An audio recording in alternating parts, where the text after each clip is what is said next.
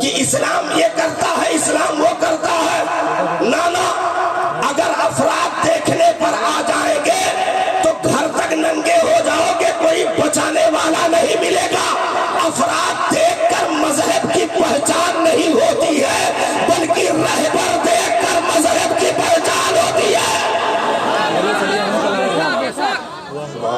اس لیے کوئی بھی مائی کلال اسلام کو چیلنج نہیں کر سکتا.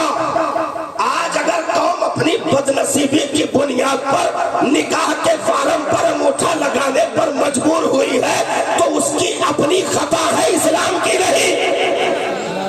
اس کی اپنی کمی ہے، اسلام کی نہیں. اگر اپنے شادیوں میں خوشی کے موقع پر بیچ چوراہے پر ننگے اسلاف ہونے کا ثبوت کوئی ناہنجار دے دے تو اس کی اپنی خطا ہے، اسلام کی نہیں. اس لیے افراد کو دیکھ کر کے مذہب کو نظر لگانے کی کوشش نہ کرنا. آج بھی ایسے شاہین اس جماعت میں موجود ہیں جو آنکھیں نکالنے کے لیے کافی ہے.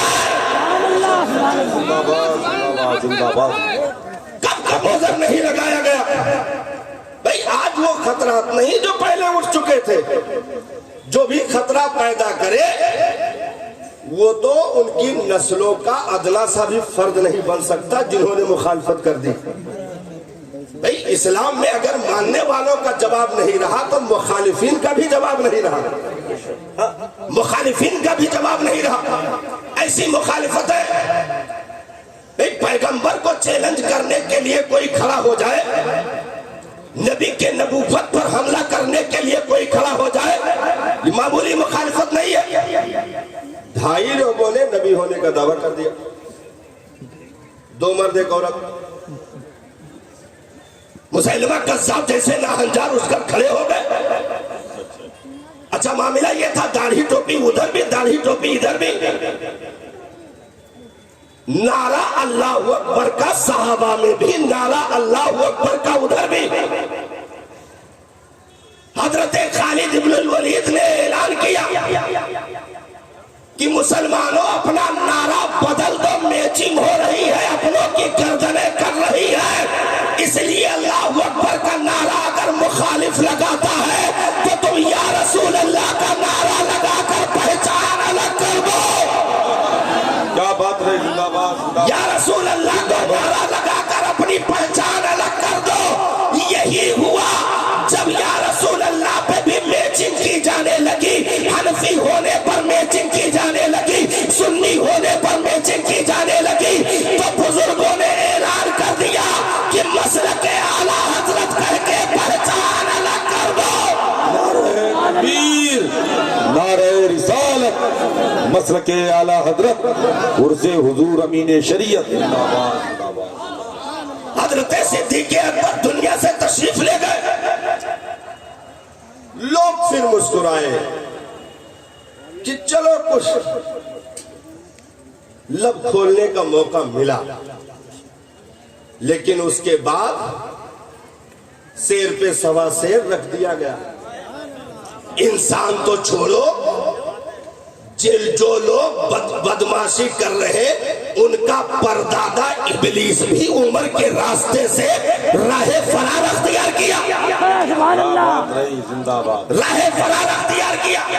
36 لاکھ مربع کلومیٹر تک دین اسلام کا پرچم لہرانے والی ذات، 5000 سے زائد جامع مسجدوں کی تعمیر کرنے والی مبارک ذات، فلسطین ہو، حلوان ہو، جتنی بھی اس وقت سپر پاور طاقتیں تھیں، گھٹنوں پر ٹکا کر کے زیر کر کے تسلیم کرنے پر مجبور کر دیا اور بتا دیا کہ بدن پہ پھٹے کرتے دیکھ کر معمولی نہ سمجھنا، اندر وہ ہیرا موجود ہے جو دریا میں خط ڈال کر پانی بھی روا کر سکتا ہے. زندہ باد، زندہ باد، اللہ سبحان اللہ. ایسی شاندار حکومت، لوگ انگشت بدندہ. یہ کیا ہو گیا؟ ہم نے سوچا تو کچھ اور تھا، ہو گیا کچھ اور.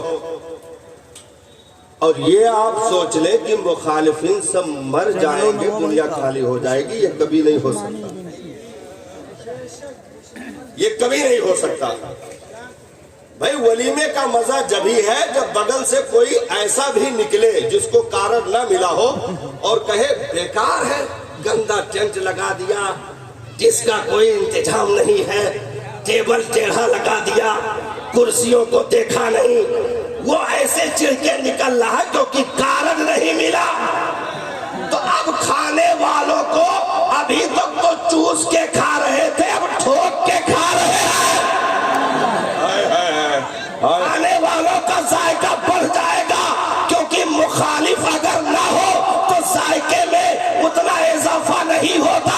اسی طریقے پر دین اسلام کے قوانین پر چلنے کے لیے اگر روکنے والے مخالفین نہ ہو، برا کہنے والے مخالفین نہ ہو، تو عمل کرنے والوں کا ذائقہ مدھم بڑھ جائے گا۔ لیکن نماز عشق وہی ادا ہوتی ہے جب دشمن کی تلوار ہوتی ہے۔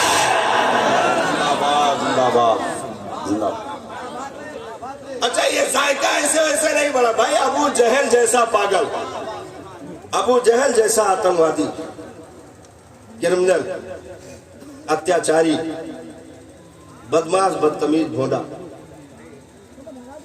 اب اور کون سنا چاہا تو گریائے جی کا نہیں، مطلب ٹھیک ہے اتنا صحیح ہے، اتنے کے لیے اتنا صحیح ہے۔ وہ حرم میں روئی بانٹ رہا تھا، حرم میں روئی بانٹ رہا تھا اور کہہ رہا تھا نئے آئے ہو ادھر آؤ لگاؤ۔ لوگ کہہ رہے تھے کیوں لگائے؟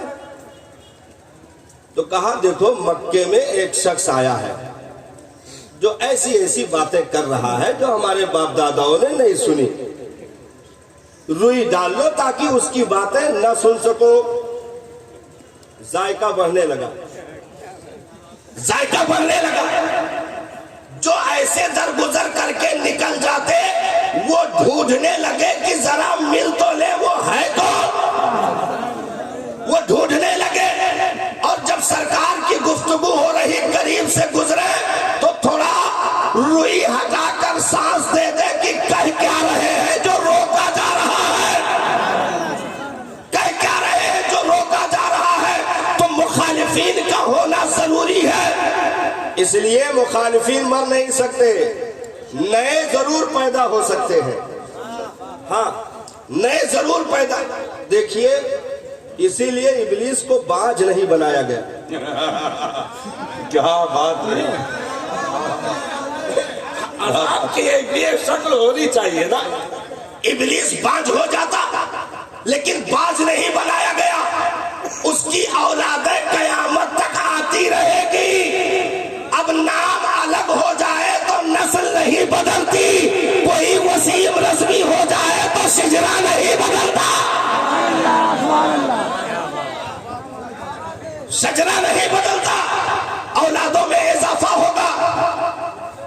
یہ مخالفین چلو کبھی دبائیں گے کبھی اٹھیں گے، یہ ہوتا رہے گا، ختم نہیں ہوں گے، ختم نہیں ہوں گے۔ بھئی ہم اور آپ کیا ختم کر پائیں گے جن کی پنج وقتہ سلامت نہیں ہے؟ ہم اور آپ کیا ختم کر پائیں گے جن کی پنج وقتہ سلامت نہیں ہے؟ اس دور میں بھی ختم نہیں ہوئے کیونکہ ختم کرنے کی کوشش ہی نہیں کی گئی، ختم کرنے کی کوشش نہیں کی گئی۔ بتاؤ نبی نے کبھی یہ دعا کی ہو کہ یا اللہ زمین پھاٹ جائے ابو جہل گھس جائے؟ کبھی نہیں دعا کی۔ ہاں اس نے یہ کہا کہ معاذ اللہ آپ بدصورت ہیں، بہت زیادہ بدصورت ہے معاذ اللہ۔ تو نبی نے کہا صدقتا یا ابا جہل، تو نے سچ کہا، جس کو جیسا دکھے اے ابو جہل تو نے سچ کہا۔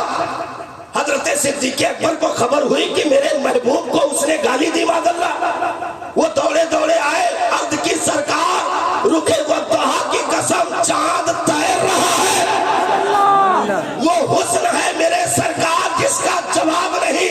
نبی نے کہا ابو بکر تم نے سچ کہا۔ ساتھیوں نے عرض کی سرکار ابو جہل بولا اس کو بھی آپ نے سچ بتایا، صدیق بولے ان کو بھی آپ نے سچ بتایا۔ نبی نے ارشاد فرمایا میں قدرت کا آئینہ ہوں، لوگ اپنی تصویریں مجھ میں دیکھتے رہے۔ زندہ باد، میں قدرت کا آئینہ ہوں تو ہر کوئی مٹیں گے نہیں. ہاں ایمان والوں کی تعداد کم ہو سکتی ہے کیونکہ ان کی ابتدا 313 سے ہے اور انتہا بھی اسی پہ ہونی ہے. سرکار کی پیشین گوئی موجود ہے. دین جہاں سے چلا اسی پہ سمٹ جائے گا. تو پیچھے تعداد دیکھ کر کے سینہ نہ پھولانا, کیونکہ اگر بدر سامنے موجود ہے تو کثرت کی تمنا نہ کرنا, بلکہ بدر سے بھی کم ہو جائے تو 72 لے کر کربلا بپا کر دینا. 72 لے کر کے کربلا بپا کر دینا اور بتا دینا اسلام کی ابتدا 313 سے ہے, لیکن نبی کے نواسے نے, لاڈلے نے, جگر کے ٹکڑے نے 72 لے کر ایک سارے کربلا پر اتر کر بتا دیا یہ 313, یہ 72 کی گنتی ہم انگلیوں پر گننے کے لیے نہیں اترتے ہیں, ہم صرف اس لیے میدان میں آیا کرتے ہیں کہ دیکھیں محبوب راضی ہے کہ نہیں. زندہ باد. مخالفین چلتے رہے. بھئی حضرت فاروق اعظم کے دور میں کیا مخالفین مر گئے؟ نہ چلتے رہے. آخری دور میں نتیجہ وہی ہوا, آپ کو بے دردی کے ساتھ شہید کیا گیا. حضرت عثمان غنی رہے, مخالفین چلتے رہے. 40 روز تک دانا پانی بند کر کے آپ ہی کے کاشانے میں شہید کر دیا گیا. مخالفین چلتے رہے. دور حضرت مولا علی کرم اللہ وجہ الکریم میں مسجد جاتے ہوئے آپ کو شہید کر دیا گیا. مخالفین چلتے رہے. امام حسن مجتبیٰ کا دور آیا, زہر دے کر آپ کو شہید کر دیا گیا. مخالفین کیا مر جائیں گے؟ نہ, مخالفین چلتے رہیں گے. کربلا, اس کے بعد کے ادوار, کیا مخالفین مر گئے؟ مخالفین تھے. اگر حرم میں اس وقت سجدہ کرنے والوں کی تعداد موجود تھی تو وہیں پر غلاف کعبہ جلانے والے بھی موجود تھے. اگر حرم میں عبادت کرنے والوں کی تعداد موجود تھی تو کعبہ مقدسہ اور صحن حرم کو پتھراؤ کر کے بھر دینے والے ذلیل بھی موجود تھے. اگر مسجد نبوی میں اذان و اقامت کہنے والے موجود تھے, عبادت کرنے والے موجود تھے, تو مسجد نبوی میں 3 روز تک کے گھوڑے باندھ کر کے منبر رسول کو پامال کرنے والے ناہنجار بھی موجود تھے. مخالفین ہر دور میں رہیں گے. امتحان ایمان والوں تمہارا ہے, تم کس دور میں کس شان سے جینا چاہتے ہو. تو ہمیں تعداد لے کر نہیں چلنا ہے, ہمیں اپنی حکومت, اپنی طاقت, تجوری, چاہو حسم, بلڈنگ ہے, یہ پراپرٹی, وہ بینک بیلنس, یہ لے کر نہیں چلنا ہے. ہمیں یہ دیکھنا ہے کہ حق کا راستہ کون ہے, بھیجنے والا راضی ہے کہ نہیں. زندہ باد. لیکن ہر دور میں مخالفین تو چلتے رہے, لیکن امت کے ترجمان بھی اٹھ کر کھڑے ہوتے رہے. ایسا نہیں کہ ادھر لو کر دیا جائے. ہاں, کیونکہ اگر پوری امت ترجمان بن جاتی تو شاید کہ مخالفین خطے زمین ان کے لیے تنگ پڑ جاتی. لیکن ایک ترجمان امت میں اٹھ کر کھڑے ہوتے رہے اور تنہا رہ کر بھی حکومتوں کو ہلانے میں کامیاب رہے. ہاں, حکومتوں کی بنیادوں کو لرزہ کرنے میں کامیاب رہے, کیونکہ پروردگار عالم ہر صدی پر ایسے قوم کے رہنماؤں کو, ترجمان کو مجدد کا لبادہ دے کر کے بھیجتا رہے گا. یہ اس امت میں رائج ہے. قوم کے ترجمان پیدا ہوتے رہیں گے. دور بدلتا رہا, کیا نہیں ہوا. اسی قرآن کی صرف آیت کا انکار نہیں کیا گیا, بلکہ قرآن کو کلام الہی ہونے سے بھی انکار کر دیا گیا. معاذ اللہ. دور بدلتا رہا. قرآن کو مخلوق کہنے والے ذلیل اٹھ کر کھڑے ہو گئے. تو پوری امت جواب دینے کے لیے تو نہیں آتی. رب نے انہی میں اس قوم کا رہنما, ان امت کا رہنما بنا کر کے, اٹھا کر کے کھڑا کر دیا, جس نے ایک نہیں تین جابر بادشاہوں سے پنجہ آرائی کر لی، تین جابر بادشاہوں سے پنجہ آزمائی کر لی، حکومتیں ہل گئی، بنیادیں متزلزل ہو گئی۔ کون نہیں جانتا حضرت امام احمد بن حنبل کی مقدس ذات کو، کیا بات ہے، حضرت امام احمد بن حنبل کی مقدس ذات کو علماء سو نے فتوے دے کر کے اس پر سگنیچر کر کے جمع کروا دیا، اور بادشاہ کی واہی واہی لوٹی اور خزانوں سے خاطر رقم لے کر کے اپنے گھروں کو مسکراتے ہوئے چلے گئے۔ فتویٰ کیا دیا تھا کہ بادشاہ تمہارا عقیدہ صحیح ہے، اب جو ہے یہ قرآن کلام الہی نہیں ہے، مخلوق ہے معاذ اللہ، یہ انسانوں کی پیدا کی ہوئی چیز ہے، یہ اللہ کا کلام نہیں ہے۔ دوسرے مولوی نے فتویٰ دے دیا، تیسرے مولوی نے فتویٰ دے دیا، چوتھے مولوی نے فتویٰ دے دیا۔ بات جب امام احمد بن حنبل کی مقدس ذات تک پہنچی، آپ اٹھ کر کھڑے ہو گئے، کہا بکنے والوں ذرا ادھر دیکھو، کیا بات رہی، کیا بات رہی بات، ذرا ادھر بھی دیکھتے جاؤ۔ القرآن و کلام اللہ، سبحان اللہ، قرآن تو اللہ کا کلام ہے، مخلوق نہیں۔ کون ہے جو ایسی حرکت کر رہا ہے؟ کہا بادشاہ اس میں شامل ہے، چپ چاپ سگنیچر کر دیجئے۔ بادشاہ اس میں شامل ہے، اور 35 سے زائد مولویوں نے دستخط کر دیے ہیں۔ تو کہا 35 نہیں 35,000 آ جائے، دستخط نہیں، اتنی زور سے قلم چلائیں کہ پیپر پھٹ جائے، پھر بھی احمد بن حنبل کا عقیدہ بدل نہیں سکتا۔ کیا بات رہی، سبحان اللہ سبحان اللہ، عقیدہ بدل نہیں سکتا۔ بادشاہ ہوگا وہ اپنے گھر کا، شہنشاہ ہوگا اپنے گھر کا، یہاں تو صرف ایک بادشاہ ہے جس کو ہم نے تسلیم کر رکھا ہے، یہاں صرف ایک شہنشاہ ہے جس کو ہم نے مان رکھا ہے، یہ سلطان یہ بادشاہ اپنے گھر کے ہوں گے۔ کیا ہونا تھا؟ ہاتھ پاؤں کو جکڑ دیا گیا، کھمبے میں باندھ کر کے کوڑے لگائے جانے لگے۔ روایت یہاں تک بتاتی ہے کہ کوڑوں کی ضربوں سے گوشت کے ریشے اڑ کر زمین پر گر رہے تھے۔ اللہ اللہ اللہ اللہ، ننگا بدن کر کے کھمبے سے دونوں ہاتھ کو اوپر باندھ دیا گیا، اور تازہ دم جلادوں کو ایک ایک کوڑا مارنے کے لیے رکھا گیا تاکہ کوڑا مدھم نہ ہونے پائے۔ بے ہوش ہو گئے، پورا جسم خون سے تربتر، آنکھیں ابھر پڑی، زبان نکل آئی، گشے کی کیفیت طاری ہو گئی، پانی ڈالا گیا، ہوش میں لایا گیا، اور کہا گیا کہ اب بتاؤ اپنے عقیدے کے بارے میں کیا کہتے ہو؟ نعرہ تکبیر، نعرہ رسالت، مسلک اعلیٰ حضرت، اب بتاؤ اپنے عقیدے کے بارے میں کیا کہتے ہو؟ نادان، یہ احمد بن حنبل کی ایک جان ہے، ہزاروں ہو تو ان پہ قربان کر دی جائے، قرآن تو اللہ کا کلام ہے، مخلوق نہیں ہے۔ سلاخوں کے پیچھے ڈالا گیا، جیل کے اندر مصائب، باہر نکالے گئے سزائیں، تین جابر بادشاہوں کا دور پانے کے بعد بھی امام احمد بن حنبل نے وہی رکھا، القرآن و کلام اللہ، قرآن تو اللہ کا کلام ہے، مخلوق نہیں ہے، مخلوق نہیں ہے، مخلوق نہیں ہے۔ فتوے پہ فتوے دیے جانے لگے، دباؤ ڈالا جانے لگا، اور کہا جانے لگا کہ کسی بھی حال میں تم راضی ہو جاؤ۔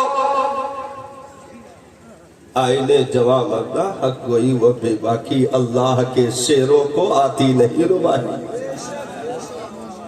اللہ کے شیروں کو آتی نہیں ربائی۔ حکومتیں تھک کر بیٹھ گئی، یہاں تک کہا گیا احمد بن حنبل تم حق پر نہیں ہو، تم جو کر رہے ہو یہ غلط ہو رہا ہے۔ اس وقت کے مجاہد نے یہ تاریخی جملہ کہا تھا، حق پر کون ہے یہ جنازے فیصلہ کر دیں گے، حق پر کون ہے یہ جنازے فیصلہ کر دیں گے۔ امام احمد بن حنبل جب دنیا سے تشریف لے گئے، دل پھینکنے کی جگہ نہیں، فرشتوں کی بھیڑ انسانوں کی بھیڑ ایسی مخلوق امد آئی کہ دنیا نے دیکھ کر فیصلہ کر دیا کہ اتنا بڑا جنازہ کسی کا نہیں دیکھا گیا، اور جو سزائیں دینے والے تھے جب مرے تو تاریخ بتاتی ہے کہ 4 آدمیوں کے علاوہ چارپائی کو کاندھا لگانے کے لیے 5واں موجود نہیں تھا۔ یہ چاہیے امام احمد بن حنبل کے تاریخی جملے اور اس کا مشاہدہ تھا۔ وقت بدلتا رہا، لوگ سمجھے اسلام کمزور ہو جائے گا، دین کمزور ہو جائے گا۔ یاد رکھو یہ دین علم کی بنیاد پر کل بھی پہچانا گیا ہے۔ اگر علم والے نہ ہوتے تو نیا ڈوب جاتی، علم والے نہ ہوتے تو سب کچھ تباہ و برباد ہو جاتا۔ علم والے ہر دور میں اس امت میں موجود رہیں گے، کیونکہ اس دین کی ابتدا اقرا سے ہوتی ہے جہاں پڑھنے پڑھانے کا معاملہ ہے۔ اس دین کی ابتدا وعلم آدم الاسماء کلھا سے ہوتی ہے جہاں ہمارے باپ کو علم دے کر کے نوازا گیا اور فرشتوں کے مقابلے پر لا کر کھڑا کر دیا گیا۔ یہ وہ دین ہے جس میں بانی اسلام نے بدر کے قیدیوں کو اس شرط پر آزادی کا اعلان کیا تھا کہ اگر تم میں کوئی پڑھا لکھا ہو ہمارے آدمی کو پڑھنا لکھنا سکھا دے، ہم اسے آزاد کر دیں گے، کوئی فدیہ نہیں ہوگا۔ اس کا تعلیم دینا ہی فدیہ ہے، اس کا علم دینا ہی فدیہ ہے، اس کا سکھانا ہی فدیہ ہے۔ یہ تمام تر چیزیں اس دین میں، اس امت میں آج تک رائج ہے۔ وقت گزرتا رہا، اسی ہندوستان کی زمین پر، اسی ہندوستان کی مٹی پر، جس مٹی کو شہیدوں کے لہو کی سرخیوں کی خوشبو مل چکی ہو، وہ ہندوستان کی مٹی جس نے سادات کے نقوش قدم کو اپنے کلیجے پر محسوس کیا ہو، وہ ہندوستان کی مٹی جہاں پر جوان مرد مجاہدین کے کیریکٹر و کردار موجود ہو، وہ ہندوستان کی مٹی جہاں سے پیغمبر اسلام کو وفا اور محبت کی خوشبو آئی، وہ ہندوستان کی مٹی۔ تم ہندوستان کو کس چیز پر پہچانتے ہو؟ لال قلعہ، تاج محل، قطب مینار کی بنیاد پر نہیں، وہ یہ ہندوستان اس بنیاد پر پہچانا جا رہا ہے۔ کون ہندوستان؟ وہ ہندوستان جو علامہ فضل حق خیرآبادی کا ہندوستان ہے، وہ ہندوستان جو سید کفایت علی کافی کا ہندوستان ہے، وہ ہندوستان جو مفتی صدر الدین آزردہ کا ہندوستان ہے، وہ ہندوستان جو مفتی عنایت احمد کاکوروی کا ہندوستان ہے، وہ ہندوستان جو امام احمد بن حنبل کی قربانیوں کا نتیجہ ہے، وہ ہندوستان جو امام مالک کے تقوی کا نتیجہ ہے، وہ ہندوستان جہاں پر مجدد الفسانی کے وفاؤں کی خوشبو آئی، وہ ہندوستان جہاں پر اشراف امام احمد رضا خان محدث بریلوی کے تقوی اور قربانیوں کا نتیجہ ہے ہندوستان، وہ ہندوستان جو مفتی اعظم ہند کا ہندوستان، وہ ہندوستان جو علامہ نقی علی خان کے سپوتوں کا ہندوستان، وہ ہندوستان جو علامہ حجت الاسلام علامہ حامد رضا خان کا ہندوستان، وہ ہندوستان جو تاج الشریعہ اختر رضا خان ازہری کا ہندوستان۔ نعرہ تکبیر، نعرہ رسالت، مسلک اعلیٰ حضرت علامہ انتظار القادری صاحب کے لیے آپ بیٹھے رہیں، آپ بیٹھے رہیں، آپ کا کام علماء کر رہے ہیں، آپ بیٹھے رہیں۔ ہاں، اور ساتھ ہی ساتھ محترم عزت مآب